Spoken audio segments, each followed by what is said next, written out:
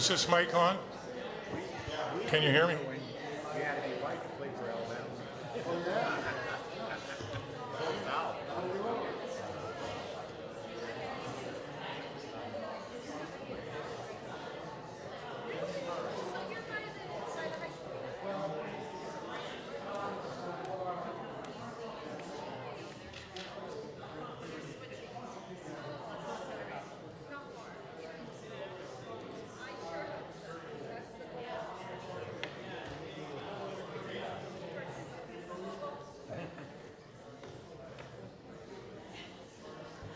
Good morning or good afternoon, however we look here. It's 12 o'clock. I ran a lot of meetings over my life, and I always started them on time. I believe they'll end on time, but when we're done. But my name is John Olson. My wife Carol Olson is here.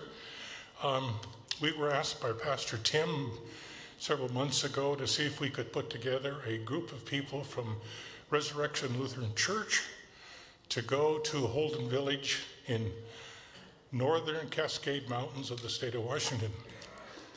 First, I'll tell you it's a hard place from here to get to, from here to there. There's a lot of things we have to do to accomplish ourselves to get there.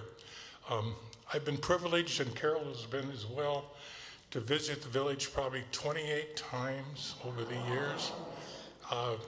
my first visit was in the year 1968. Carol was 8 months pregnant with our first son. Holden is a little rugged, tough trails you have to walk. Well, she decided 8 months pregnant to walk 8 miles or 4 miles up to Heart Lake, which is the closest, well, second closest lake you can get to Holden. And back, and we were with a group, and one of them was a doctor, and his first words to Carol was, "Don't you dare have that baby up here." So I also was privileged to have served on the board of Holden Village for 12 years. It's an exciting place, it's a dynamic place, it's a place of hilarity, it's a place of joy, it's a place of deep theological opportunity, and just a wonderful place to be at. I will tell you up front, before I get into some quick history before we get into the guts of the program, well, I won't. I'll just begin. Holden Village actually was founded in 1932 by a company called Howsam Mining Company to support a copper outcropping that was found on a mountain that cleverly today is called Copper Mountain. And Copper Mountain is the second big mountain you'll see when we go to Holden. But it was founded, or the area was first surveyed by the Northern Pacific and the Great Northern Railroads, would you believe, in the 1880s, to find a way through the Cascade Mountains for the railroad. And they came up this area today called Railroad Creek, click, click, because it was first surveyed by the surveyors looking to find a way through. They did not find a way to go there. They walked, so they never pursued it. But in addition to that, there was a gentleman by the name of J.H. Holden, who was a geologist and prospector. And he walked up in that area in the late 1800s, 1888 and 1889, to look for outcroppings for various minerals, to see if in fact they could find a place to mine, particularly copper is what they were actually looking for originally. He walked past the present site of Holden about 3 miles, looked back at now known Copper Mountain, saw this outcropping and said, I'm going to go back down, climb up there, get some samples, have it assayed, and see if in fact it's a viable mine. It turned out to be a very viable area for copper and for zinc, silver, and gold. In fact, quickly, 2.2 million pounds of copper was taken out of this mountain. 2 million ounces of gold, 600,000 ounces of silver, and they never measured how much zinc, but they brought a lot of that out as well. It was a very productive mine, very functioning mine.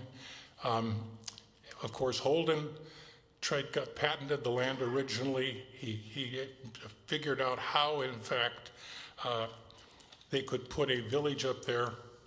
The mining company decided to build a village to support their workers. They brought in engineers from Switzerland to help build it, because Holden Village is up high in the Cascade Mountains, and there's a lot of avalanches coming off the mountains around, and the Swiss were pretty good at figuring out where to put buildings where avalanches don't go. And so they actually built the village at a place where avalanches don't go, although avalanches happen there during the winter on either side of the village from time to time. Anyway, the village was very prosperous from 1935 until 1955, I believe, when in fact the price of copper dropped so low that it was no longer feasible. And so management announced to the workers who were living there, about 300 people were living in the village at that time, They had built all kinds of buildings, the buildings that are there today and the buildings that we now use. They built lodges called dormitories then for the miners to live in. They built chalets along the crest of the edge of the village for the management. They built a hospital. They built a dining hall and a hotel. They built a recreation center with bowling alleys and pool tables, all of which are still there. However, the bowling alleys are handset pins. Has anybody here ever set handset pins? Hey, there you go. Well, if you go to Holden, you can set pins because they still have them and they still use them. There's a schoolhouse, which is called Koinonia, and it's a place where today, for the village, serves as an official schoolhouse through the Chelan School District for the children of people who work year-round in the village. And so families are there and they stay there over the winter. During the summer, there'll be somewhere around 400 people, visitors on any given week. In the winter, about 40 to 50. That's about all they can handle in the winter. When the mine had to be built out, they brought in power from Chelan by going over humongous mountain ranges to bring in power, 55 miles of line to run the mine. But when they closed it down, that basically was shut down and has disappeared. And so today, Holden is totally self-sufficient. It has its own hydropower. It has its own water system. It has its own fire suppression system. It has its own sewer system. It has its own garbology, or a way of recycling. And there's a lot of garbology at Holden. You'll hear quite a bit about that. And it's a very interesting place. A guy named Wes Prieb walked through the village area about that time, or prior to that, after reading an article in the Anchorage News where he was living. In fact, he was a member of Central Lutheran Church where Carol used to be when she lived in Anchorage. And Wes Prieb decided it would be a place that maybe the Lutheran Church could have a Bible camp. And so he wrote letters to the company How Sound Mining and asked them if they would give it to us, if he could find a way to have it be received. And they said, no, it's $100,000 if you want to buy it. He wrote another letter, it's $100,000, no. Another letter, $100,000, no. Finally, they wrote back and said, we would be interested in giving it to a not-for-profit organization who could accept it and give us a gift receipt for $100,000. And so they did, and it was given to the Lutheran Bible Institute in Seattle, which is at one time was a very large movement within Lutherans across. Any LBI people in here, anywhere in the country? There you go. Did you go to LBI Seattle? I was baptized, the last one baptized at LBI. Last one? Oh, right, okay. Oh, he was baptized, the last person baptized at the LBI campus before they moved, probably across the street. Yeah, well, they were in Seattle. And anyway, they received it, so now who's going to receive, now they're going to know who's going to receive it, what they can do with it. And so they began conversations with the leadership of the various Lutheran agencies. Now think about this, this was 1960. So this was before the LCA, when the Augustana Church and all the other Finnish Church and the Danish Church and all the others were in the process of coming together eventually to become the LCA. The old ALC was coming the same way together, and they finally came together eventually, but they had to form a corporation, and so they formed a corporation called the HoldenVillage.org Corporation. And they then said, now we have it, now we have a structure. We found a way to make a board of directors, and that was the board. I was actually at that time, the ELCA representative to the board. And So they found it. Now, what are we going to do with it? And so they began the process of finding people who could create leadership for the village and figure out what to do. It had been vandalized quite extensively, and a lot of repair and replacement work had to be done for many years. And that all started in 1961 and 62. And there was first groups of students that went there, basically college students who went there in the summers to help build out or replace and fix the village as much as they possibly could. And most of them came from Augustana College in Rock Island, Illinois at that particular time. And they came, and many of the early leaders came from Augustana, Rock Island. So it was an interesting group of people who came together to put that from. The first visitors showed up in 1963. I think there were 20 people. They came in who were non-workers. Every else were workers. And then over the years, now it's built up to where about 400 people can be served in the village at any one time. There's about 100 to 120 volunteers who serve the people who come to Holden, who also serve working in the village and making it continue to work and to make it happen. Because, and a good example, one of the heating systems they have for the various lodges are huge boilers. And they have to cut timber in the summer.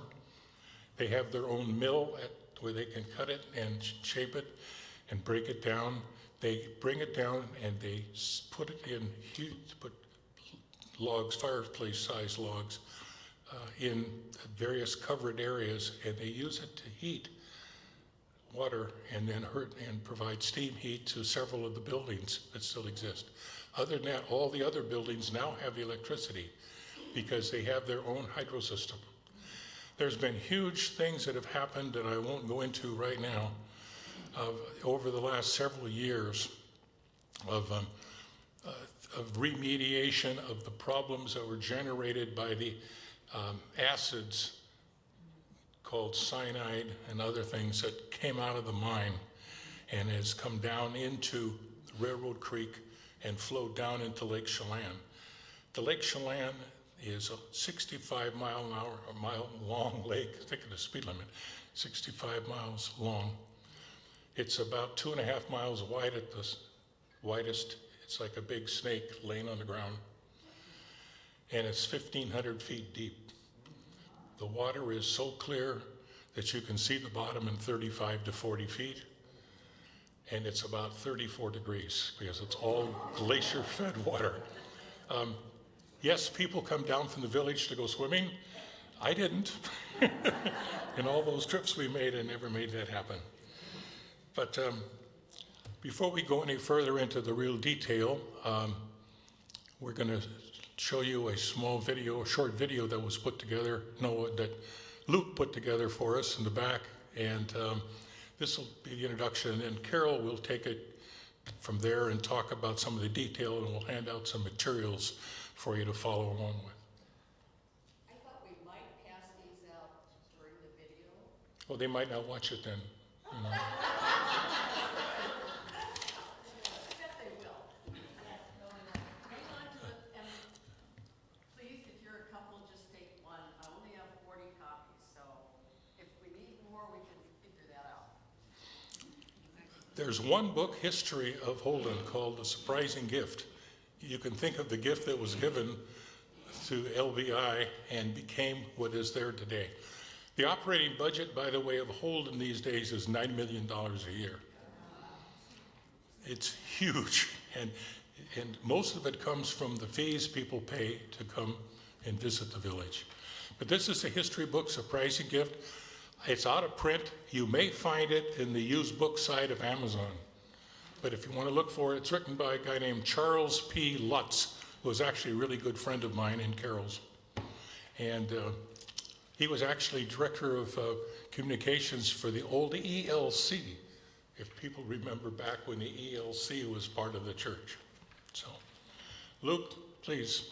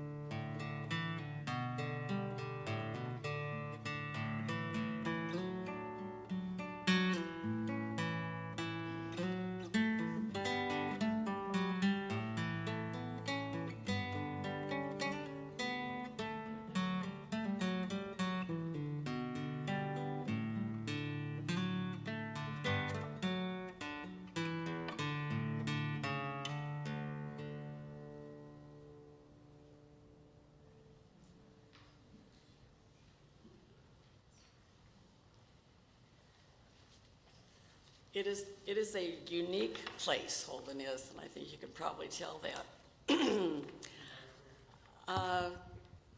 That better? Okay. John's job is to get you the big picture and get you all excited. My job is more to go into some of the details, and I think we've already alluded to some of that. Transportation is going to be probably a bigger thing, and when John and I were first asked by Pastor Tim to look into putting this trip together, we had the idea that maybe we'd let everybody figure out their own transportation. And we have come to realize that probably is not going to be the best for the group. So we don't have details yet, but I think we will probably work on putting together, flying together to Seattle, and then we hope to look into renting a bus to take us from Seattle to Chelan, which is the closest town to Holden. John talked about Lake Chelan, which is 50 miles rather than 65, but close enough. It is the third deepest lake in the United States, for those of you that like those kinds of facts. But the only way to get to Holden, once you get to Lake Chelan, unless you're going to backpack in, like Wyatt and Pastor Tim sounded like they wanted to do, maybe just Wyatt. People do that. But otherwise, we will take a boat. Ferry, Lady of the Lake, is the boat that will take us up from Chelan or from 25 Mile Creek, which is a little ways up the lake, up to the dock at Lucerne, which is the Holden dock, the port of Holden, they call it, where Holden will have school buses, old school buses mostly, to take the group, and that's on the video, up to the village, which is, the boat ride is probably a 2 to 3 hour ride. It's a long lake. And the bus ride up to the village is 11 miles up from the lake, and so probably about 45 minutes ride, where we will be greeted by the staff and given room assignments and sent to the dining hall to have lunch. I think that we are going to probably want, once you decide who definitely wants, still wants to go on this trip, we will have another meeting to present, to discuss the transportation issues. And I've made a tentative entry onto the calendar for Tuesday, November 14th, I think that's what I said. No, November 12th, Tuesday, November 12th, in Katie's quarters, where we can talk about more details. Okay, Luke, we've got some. This is Holden Village, in the middle of the forest, in the mountains. And here's the map that you've got on the front cover of the little handout. The houses that are going, those are chalets, and they're called chalets. Those were for management, and today they are mostly for long-term staff and for visiting faculty. So people who come to the village to present as part of the program, whether they are theologians or they are environmentalists or they are peace and justice activists, many of them are college professors who will come for a week or 2 or 3 in the summer to be part of the program. They are housed in the chalets. There are the lodges, as John said, are where visitors, most guests, are housed. And they are 2-story lodges and rooms mostly for 2 people. That's not entirely true if you have a family with children, and I don't see anybody here today with children. It's a wonderful place for kids. It really is. I mean, we brought our boys up many times when they were growing up, and it's a great place for youth and kids, great programming. But that may be not who we're attracting this time. We will be assigned a room for every 2 people that we bring, which means that single people are going to want to or need to find a roommate, and we'll figure out how to make that happen as we get closer to the time. They said they would give us no more than 2 single rooms. So these are for people that absolutely cannot sleep with anybody else. The rooms are single beds, not luxury. There's not Serta mattresses or anything like that, trust me. But they're comfortable, reasonably comfortable. There's a desk and a desk chair in the room. There are rustic closets, 2, 1 on each side. There is a sink and a medicine cabinet, so you can brush your teeth, do your oblations sink-wise. The bathrooms are down the hall. One for men on one side, women on the other. That's where the toilets are, that's where a shower is. And in most cases, there are two toilets and 1 shower. So this is not a resort. This is not even a first-class or second-class motel. You're not going to be able to shower probably every morning if that's part of your MO. But it's wonderful. It really is just incredible. There are porches where people can gather. There are outside places where people can gather. There is, people gather in the dining hall during, in between meals, especially in the evening. Worship is in the big koinonia center, and that is the one requirement for people that come to the village.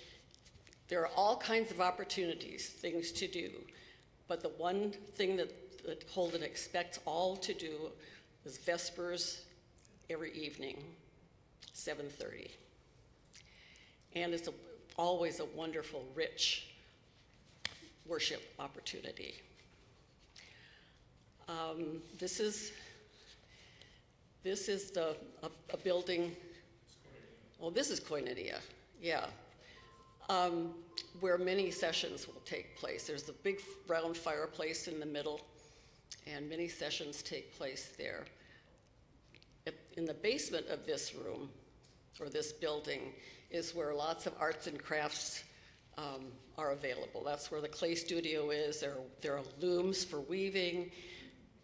The program depends in large part on who is volunteering or who has come up to be on staff at that point.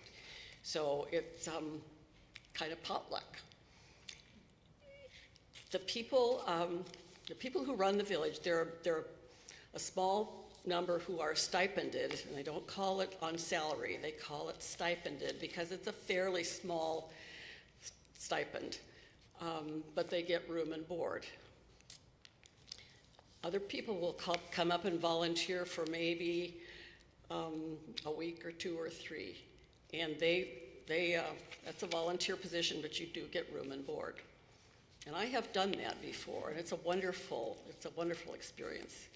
You can do laundry, you can be a housekeeper and clean toilets, and many different kinds of opportunities. Lawns and gardens, you can work outside. Okay, let's see. Luke, I think we've got the section on the website where there are several different categories. Give me 1 second. Okay.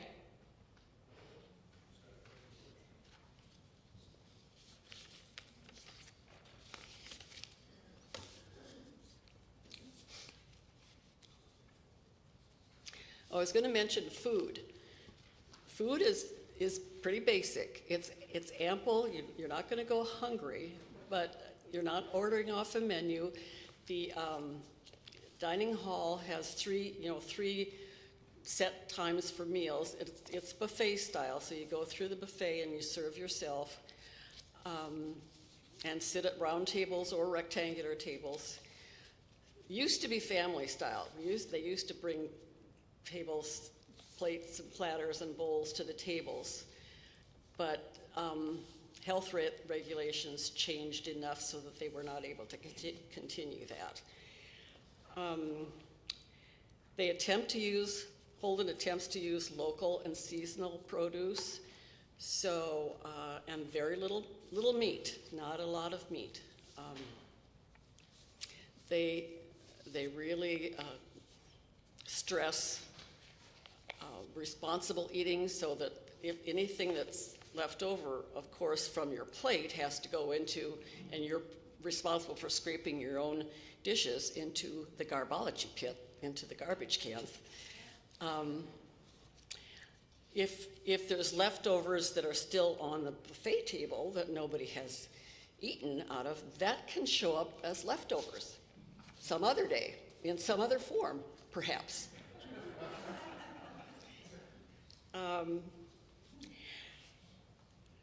Holden is at 3,200 feet elevation, so not really any higher than here. It feels higher because it's completely surrounded by mountains. And because you're driving this 11 miles up from the lake. At the end of June, when we're going, it will be cool. Days could be lovely, or they could be rainy. It often is rainy in Washington in June. There's a joke in Seattle that summer begins on the 5th of July. And if you're from Seattle, you know that. So especially for us coming from here in June, which is, can I say god-awful? I probably can't. Is that okay, Tim? Anyway, June is awful, and it will be hot, so it'll be a change for us coming from here. So you'll want to dress in layers. You probably want your puffy jacket and your heavy socks and long pants. But in the daytime, it can be warm. Could be 70. Or maybe even 72. There is, I would say, and this I think I want to stress, you do have to be reasonably mobile. You do want to be reasonably mobile to go to Holden. Holden has done and has worked on making it more accessible. And there are 2 motorized transport wheelchairs that have been added, fairly recently to Holden. And if you can't navigate stairs, there are ways to get into buildings, most buildings. But otherwise, I think you do want to be fairly mobile. There will be a medic. There's always a medic on staff, a Holden medic, but they can handle minor medical incidents. But anything major, you're going to either have to take the bus. They will send you on the bus down to the lake, and the boat will take you to Chelan. There is a hospital in Chelan, and in the case of more significant emergency, they can call in. You can be airlifted out, but still, it's not going to be, it's not going to be immediate. Our group has to be. We have a minimum of 15 people, and I already have had people on my list up to. We already have 13 people I know that have sort of committed. I know there are quite a few more of you that haven't talked to me. So a minimum of 15 and a maximum of 40. So we've got we've got a leeway here. The other little detail is that this date is not 100% certain. We cannot make a reservation until January 3rd, at which time, I will be on the website and making that. I think that date will not be that difficult, should not be that difficult. Then they will send us a contract and let us know if we've got those dates, at which time then we have to fill out the contract with the names of the people who are going and our initial deposit, money deposit. So, what else? Cost, I think I've put that down there. Transportation is going to be extra, but the cost for being at the village is, for adults, and these are 2024 prices, for adults it's $90 a day. So for the 6 days that we have said we would go, they do want us to come for a minimum of 5 days as a group. So we have just added the extra day to make it the full week. So $540 per adult. Youths 4 to 17 would be less than that, $414. Transportation will, as I said, will be airline tickets, probably a share of a bus going across, and we probably, and the boat transportation is extra. And we probably will end up needing to stay in Chelan the night before we get the boat, because that's early in the morning. People do drive over from Seattle to catch the boat, and I have done that, and it's nerve-wracking. So, because it's a 4-hour drive from Seattle to Chelan. Well, not all of it, but most of it. True. Okay, I think it's time for some questions. What do you think? Okay. I can tell you before that, I had 2 of our sons who worked at Holden as volunteer long-term stipend for 18 months. One after he graduated from college and one before. Each one happened to find their spouse up there. And it's very interesting what happens in the life of Holden. So, yes, speak up so I can hear. I'll tell you what, I've got a walk. What is the program? What is the programs like that were there, or what are our options, or how does that work? You know, first. Hold on. Luke, I think on the website, can we pull that page up? There's all kind. If you go to the holden.org and you'll find the YouTube site, press that, and that will bring you to all kinds of short videos about a lot of stuff about Holden. Click visit and scroll Hey, look at down. Okay, things to do. So we don't have a resurrection. I haven't answered this gentleman's question yet.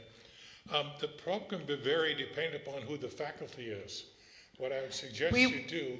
No, as we will not have a separate resurrection program. We will be joining the Whatever Holden it's- Village programming. Right. Well, you've got one right there. You'd rather walk I gotta walk around. The program is based upon the faculty that are there now. There is a theme that Holden chooses each year around which the program is developed. And so they actually have more people apply to be on the faculty than they have room on the faculty. And people come from all over the country, if not around the world. And everything from theology, there's usually a morning Bible study led by we've had seminary professors, and some of Tim's professors were there several times. You will also have people come from, we've had people there from Germany, Switzerland, China, scientists, geologists, people that are really interested in what's going on in the area around Holden environmentally. And so there could be, at any given time, 7 or 8 or 9 faculty in the village, and they will be offering classes, discussion groups, as you want to call it, either way, during the day from about 9 in the morning till about 4 in the afternoon. And you can choose what you want to go to. People just go where they want to go. So, does that answer your question enough? Yeah. Yes. What's the best way to register? I know there was a way to do it online. Is that the best way if we really want to register? No, we are going to have you register. We will have a registration page on the Resurrection website. Yeah, that's what I was talking about. I already saw it was on the website. Yes, Yeah. that is the best way. I'm going to pass around some sign-up sheets, and we'll do that in a minute here, so we get kind of an idea of who really thinks they want to go from today. But yes, official registration will be on. He's showing it.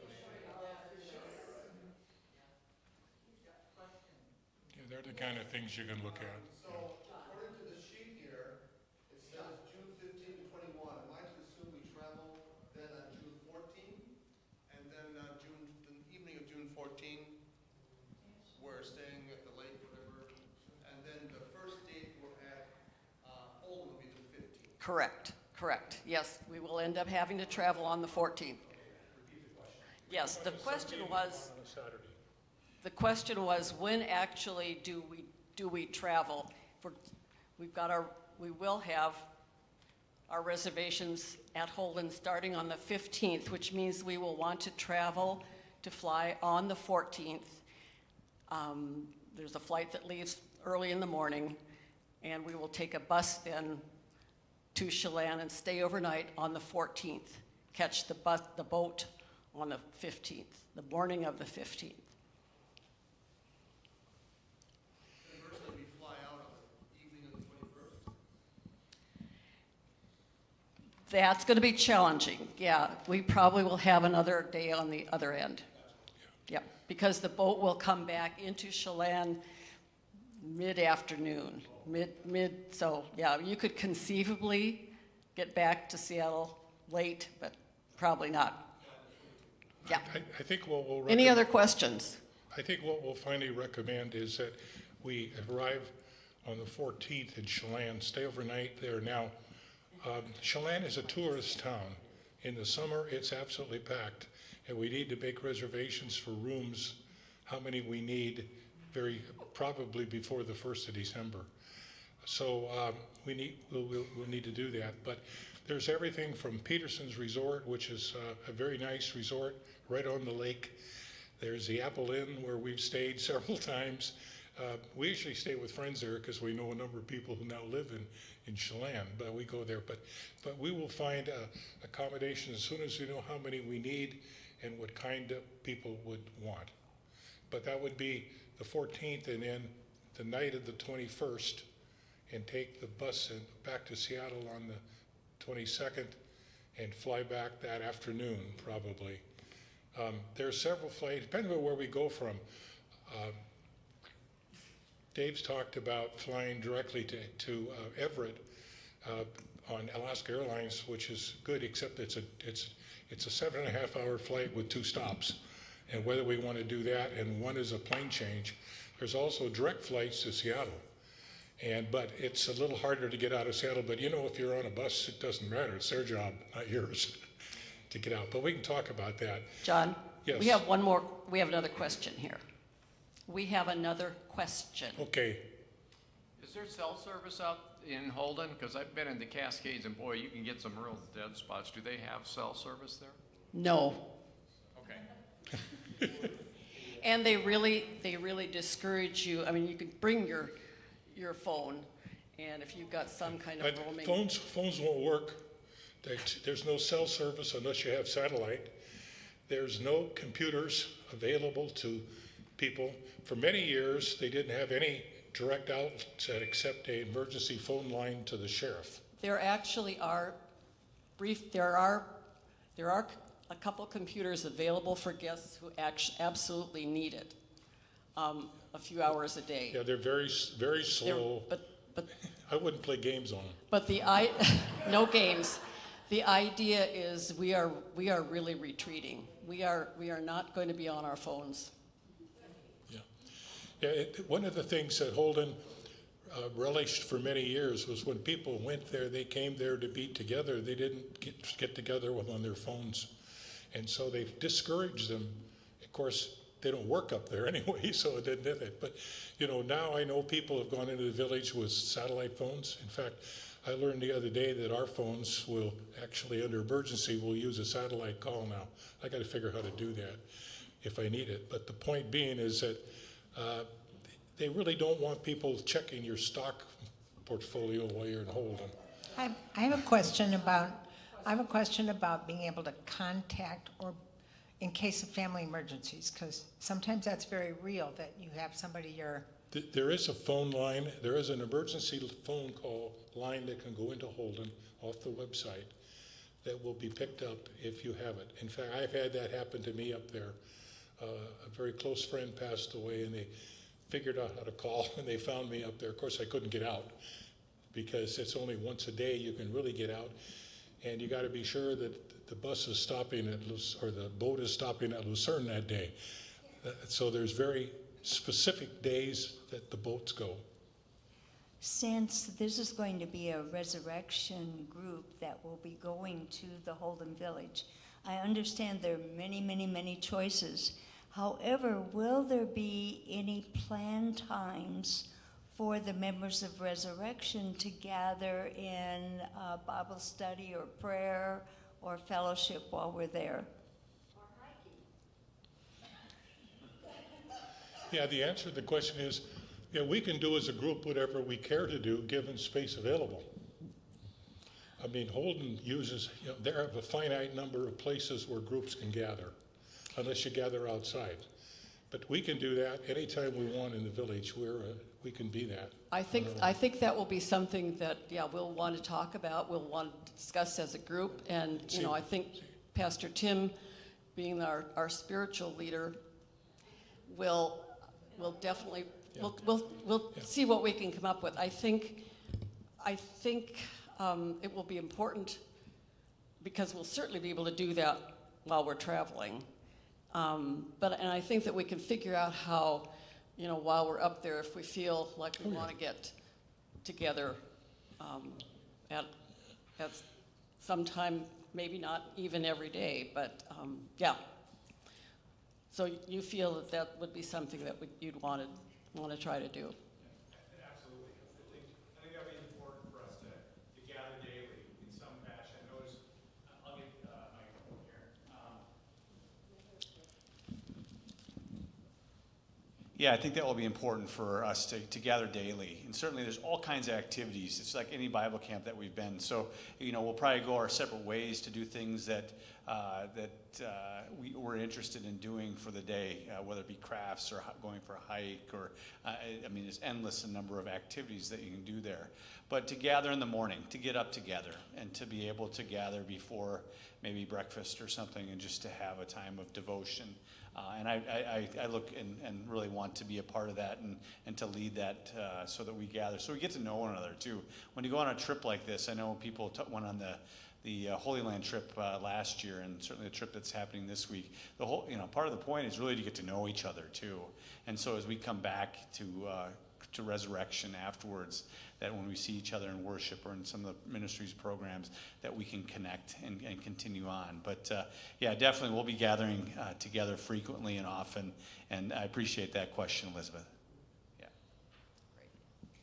Any other questions? Any other questions, people? Yes. I'll bring her the mic. I'd be happy to help kind of figure out the hiking because I have done quite a bit up there. So if you're interested in hiking, we'll talk about that. At what point does Resurrection learn the theme for 2025 that attracts the staff? I'm not 100% sure when it will be during this winter that the staff will set the theme for next year. So probably at this winter. Yeah, so we can know the theme for the summer ahead of time. By the way, on those costs that we showed for Holden, those are 2024. We don't know, and probably closer to December as to what their fees will be. I know they have a board meeting in November, and I know that at that meeting they will determine what the board costs will, or the costs will be for the next year. It shouldn't be greatly more, but it'd probably be 3, 4, 5%, something like that. You know, understand everything that is consumed in Holden comes up on a barge, and twice a week a barge lands, and they haul it all up to the village. And you know, by the time it all gets there, things get pretty costly when John? you're out in the middle of nowhere. So I'm passing around this sign-up sheet. If you really know that you want to go, you're pretty much committed to going, would you just put like a star next to your name so that we kind of have a better idea of who's really super interested or who's here just curious? You have a question? Yeah, I have a person or two in mind that would really benefit from this and like to be a part of this. Is there going to be an opportunity to invite people outside of Resurrection Lutheran to be a part of this experience? I would hope so. I know we have a maximum of 40, and I guess we really do need to figure out when we want to, cut off the registrations so that we know how many we have. So that if you've got somebody else that you want to bring on this, I think we have to let Resurrection members have first choice. But I know somebody talked to me about bringing her granddaughter, and it is a wonderful place for kids. So I think we had originally said mid-December as a cutoff, but I think we probably need to do it earlier than that. If we have to have a final roster early in January, maybe the 1st of December. you know, there's actually, you can see this online, you can go look it up at Holden. There's very specific rules about groups. How many can be in the village at any one time? How many, as Carol has said, 40 people is a max, 15 is a minimum. You got to come in and stay so many days, et cetera, et cetera, et cetera. And so when you try to play all that together, it gets kind of complex. That's why the dates we chose are the dates that are, we think, most flexible for people to get there. We were originally thinking that maybe we could go earlier in June, but then we thought if there were families with kids that want to go, they're in school, okay. And then you go later in August, and all of a sudden kids are back in school again. Well, I don't see a lot of kids here yet. Actually, Holden's a great place for kids. You saw a lot of pictures for kids. The Narnia, which is the school, runs a program from after breakfast until noon every day to take care of all the kids. The little ones up to 12, and then the older ones, the junior high and high school kids, have another group, and they disappear. Sometimes we took them to the village, and the first day we saw them, and we didn't see them until the day they left. You know, they were out playing, and they would go to bed. They'd come back and go to bed somewhere, or they were camping out on the hill somewhere, doing something. It was great for the kids. So, but yeah. All right, I think we want to kind of wind this up, but Carolyn just asked about bugs. You're in the Actually, that time of June is not going to be too bad. There could be snow still up higher on some of the higher trails. Bugs in August are awful, so we're not going in August. Generally, we should be okay. The other thing is, and really the Holden website is a rich source of information. You're going to want to leave all your good clothes at home. People don't dress up at Holden. As I said, it could be cool, so you're going to want to be able to dress in layers. You're going to want to have shoes that you can walk around in, dirt and gravel, as well as bricks. There are no real paved sidewalks at Holden. You really have to bring all your own, medications and toiletries and all that. Holden provides bedding and towels. Yep, no, they provide towels. Towels and Pillows, washcloths. pillows, mattresses, blankets, extra blankets. Yeah, but anything else that you're going to need, there is a store where they will have things like, I mean, you can get probably Tylenol or aspirin or, minimal things. There is a guest laundry. That's another thing, so that you don't necessarily, I mean, if you run out of underwear or you get all your t-shirts dirty, you can wash clothes. And they do sell soap, so you don't have to bring your own laundry soap. There's a, Otherwise, I think we need to well, if you wrap it notice, up. you notice one of those slides early, you showed a picture of the village, and one of them mentioned that there's a sauna there. And there is a sauna, it's called a city sauna, it's right behind the hotel. And you can go there every day, it'll be heated up, and if you want to jump in, and there's there's a jacuzzi too. A big pool there with 35-degree water. You can jump in after you've been in the sauna and really enjoy it. They also have a jacuzzi. Now, the jacuzzi normally works. We have gone to the village where it wasn't working, but I understand they replaced all the parts the last couple of years. But there is it's a fairly large jacuzzi. And in fact, some of the little kids go over there for swimming parties when they're in the morning, and they jump in and play in it. But it's a fun, but there is a sauna, there is a jacuzzi. So you'd want to bring a swimsuit, and you'd want some kind of a outdoor shoe that you would wear from your lodge to there, because you may be walking on pebbles.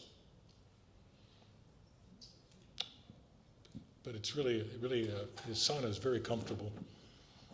I can well remember back in the 60s, I was sitting in the sauna at that time with the executive director of Carol Hinderly. Someone might know that name. He would know Carol Hinderly. He was the executive director, and his thought is there, after dinner, and after Vespers, he would sit in the jacuzzi with a long black cigar. Smoking is not allowed inside. People can smoke outside in specific areas. But the last time I think we were up there, no one smoked. So at least I knew about it. Yeah. I'm going to take over. I'm You going to can kind have of close this up. Are there any more questions? What? Yes. How many groups can be there? The max is 40. How many groups go? That is a good question, and I don't know the answer. I do not know. Yeah, don't know. I would like us to close with a prayer that is kind of like Holden Evening Prayer is for a worship service, which so many of you are familiar. This is a sending prayer that is used so often at Holden that if you've been there, it's so familiar. Let's just pray it together. O God, you have called your servants to ventures of which we cannot see the ending, by paths as yet untrodden, through perils unknown. Give us faith to go out with good courage, not knowing where we go, but only that your hand is leading us and your love supporting us. Through Jesus Christ our Lord. Amen. So Carol, just next steps again are we'll contact the people that. Well, if you know you want to go, you go ahead and go to the Resurrection website and make your reservation. That's up and running. I talked to Jennifer just this morning, and that site is ready to go. And we do have a number of people interested, obviously, and this is a great turnout and so forth. And, I hate to limit it to 40 people, but, and just, we're gonna have to go by, first come, first serve, so. Yeah, and put that November 12th date on your calendar. Tuesday, November 12th in Katie's quarters. We'll advertise that too. But we'll have more details about transportation, and we'll also try to get singles kind of together at that point to maybe figure out roommates. You have a time for that meeting? At 6 p.m. Tuesday, November 12th, 6 p.m., Katie's quarters. for coming, and thanks for being